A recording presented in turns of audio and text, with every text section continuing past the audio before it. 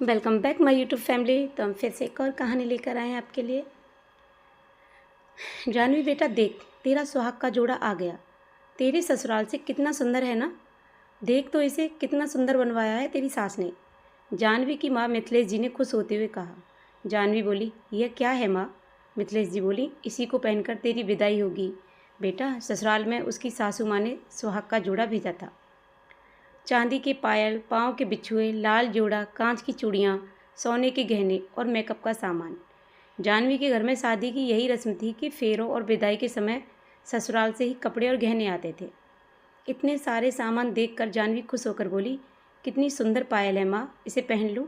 मिथिलेश जी बोली, नहीं, जानवी से छूना भी नहीं।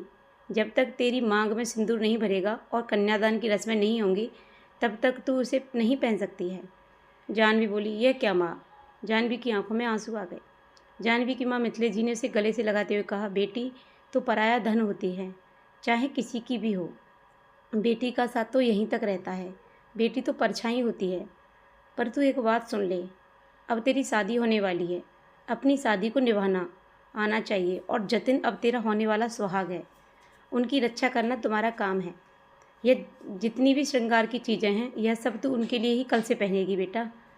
जानवी अपनी माँ के मुंह से यह सब सुनकर थोड़ा घबरा गई, इसलिए भी कि कल उसे यह घर छोड़कर जाना है।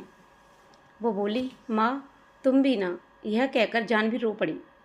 मिथिलेश जी ने उसे अपने गले से लगाते हुए कहा, बेटी हम सबकी ज़िंदगी यही है, अगर सुहाग जिंदा है तो सब कुछ है, नहीं तो दुनिया कुछ भी नहीं।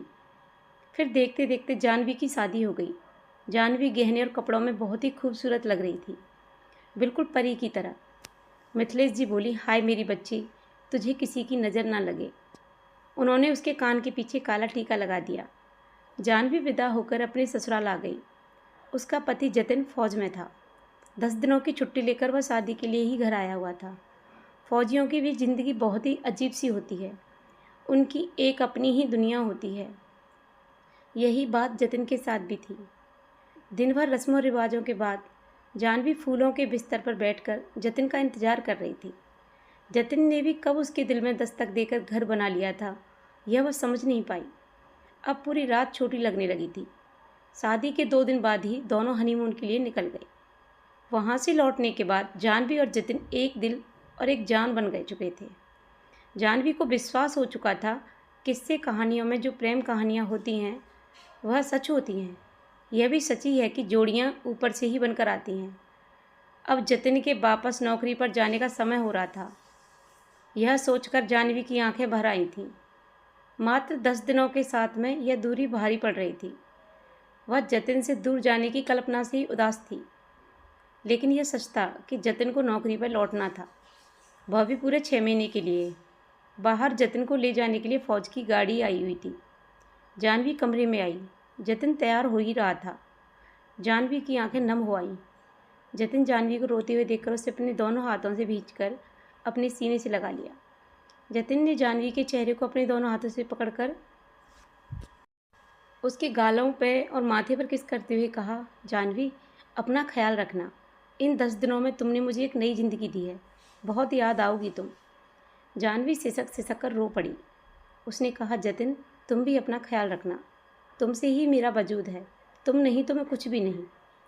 आंखों में आंसू लेकर जतिन चला गया और जानवी अपनी आंखों में एक साथ गुजारे पलों के साथ बैठ गई। जतिन की नौकरी पर लौट जाने के बाद जानवी की सास उसके पास आकर बोली, बेटा तुम्हारा पति एक फौजी अफसर है, इस तरह रोने वाली पत्नी उसे कैसे मिल गई। तुम्हें तो बहादुर होना चाहिए ना। जानवी बोली, हाँ मम्मी जी, मगर हर समय दिल घबराता रहता है। बहू, उसकी सास उसके सिर पर हाथ फेरते हुए बोली, फौजियों की ज़िंदगी कागज़ की तरह होती है, तुम्हारे हाथ में है, अपनी स्वास्थ्य की रक्षा करो।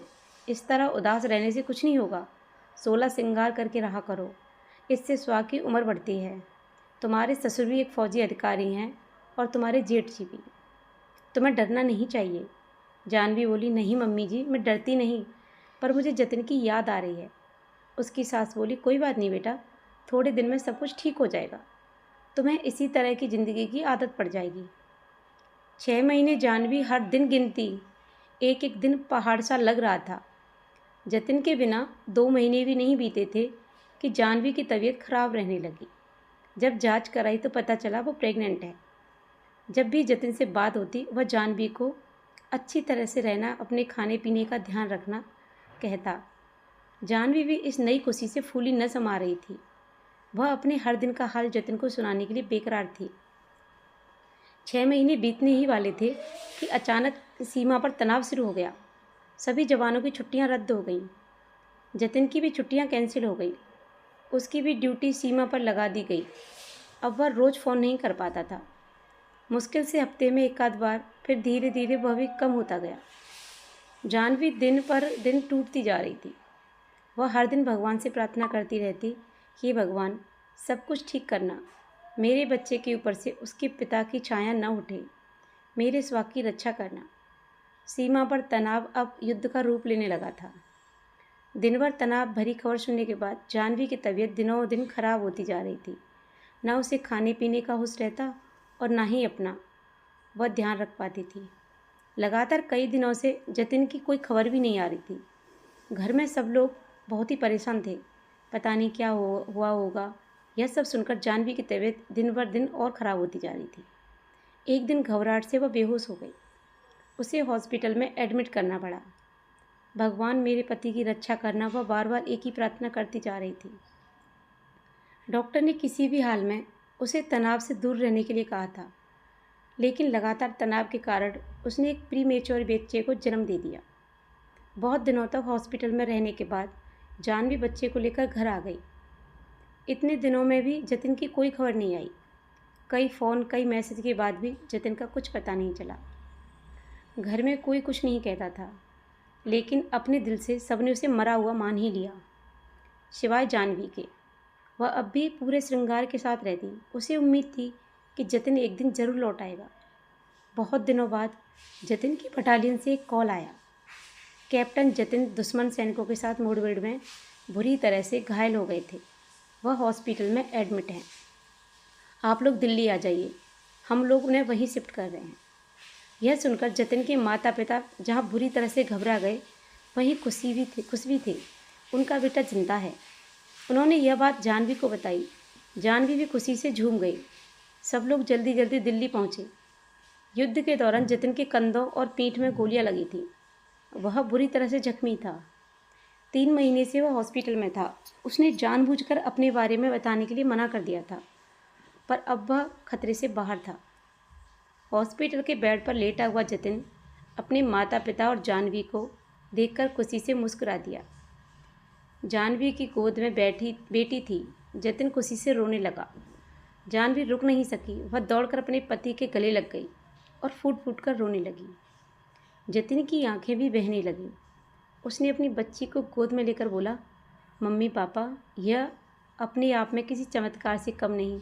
जिस तरह से मुझे गोलियां लगी थीं और आज मैं ज़िंदा हूँ। उसकी माँ बोली, सदा खुश रहो मेरे बच्चों। हम सब ने उम्मीद छोड़ दी। हमने तो मान लिया था कि अब तुम इस दुनिया में नहीं हो, लेकिन इस बच्ची ने अपने पूजा पाठ और विश्वास की बदौलत अपना सुहाग वापस लौटा लाई। आज फिर से वही बात हो गई। सत्यवान की रक्षा एक सावित्री ही कर सकती है। जीते रहो मेरे बच्चों। जतिन की माँ ने जतिन और जाह्नवी की बलैया ली तो जाह्नवी उनके गले से लगकर रो पड़ी। तो आप लोग बताना कि आपको ये कहानी कैसी लगी और आपको इस कहानी से क्या सीख मिली। अगर आपको ये कहानी अच्छी लगी हो तो प्लीज़ अच्छे कमेंट करना, और आप हमारे चैनल पर नए हो तो प्लीज़ हमारे चैनल को सब्सक्राइब करना, लाइक करना, शेयर करना, और ऐसी ही मज़ेदार कहानियों के लिए बने रहिए हमारे चैनल पर। मिलते हैं एक और वीडियो में एक और कहानी के साथ। तब तक के लिए thank you so much. Bye bye everyone. जय माता दी। राधे राधे।